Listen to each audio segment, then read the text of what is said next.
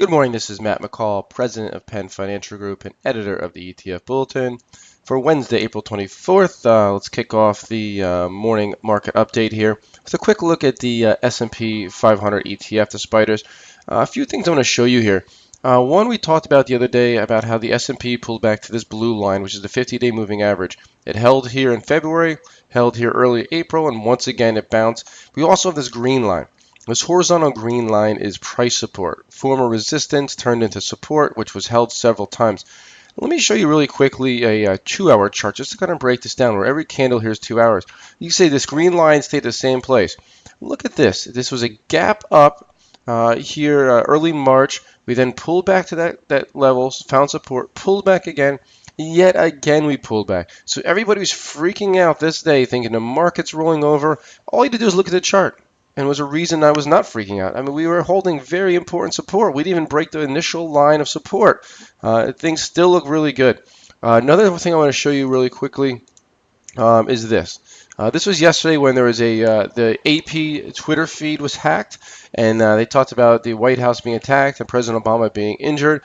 As you can see, for several minutes the market fell, but came right back after the White House refuted that report.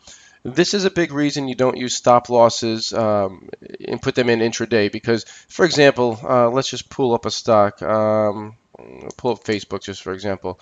Not the best example here, but you can see it did fall, ended up going lower, but it did fall. Imagine this would have came back. You may have gotten swung out on the downside there. Let me see if I can find a better example. Here's another one. FMC, for example, a stock that we own, was trading around 58.5, 58.65, came all the way down, dropped a quick, 0.75%, but right back up.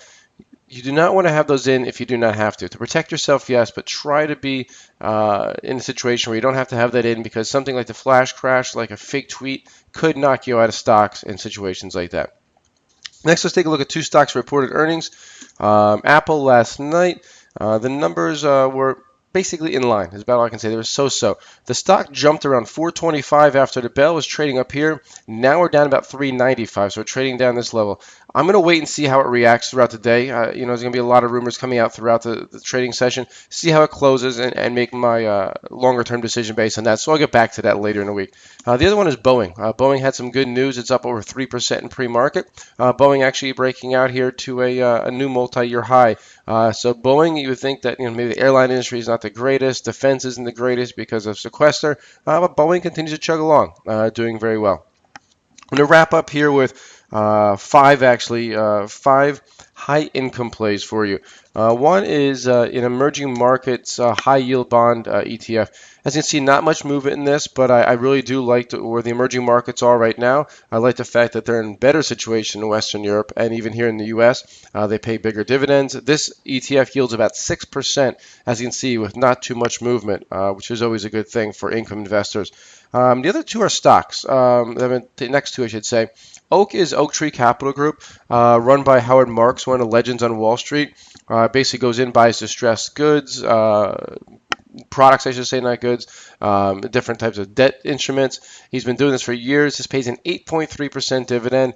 The charts pull back from a high, consolidate into 50-day moving average. Not a bad looking chart at all. Another one's actually one I own for clients already, the Blackstone Group. Also 8.3% dividend yield. This is a high-paying, income-producing financial company. Blackstone's in a little bit of everything. You hear them mention as far as potential suitors for Dell. They fell out. Helping out JCPenney raise money. So this is a private equity firm, but it also has been buying up a lot of homes throughout the country, foreclosed, turning around, renting them, making money off them.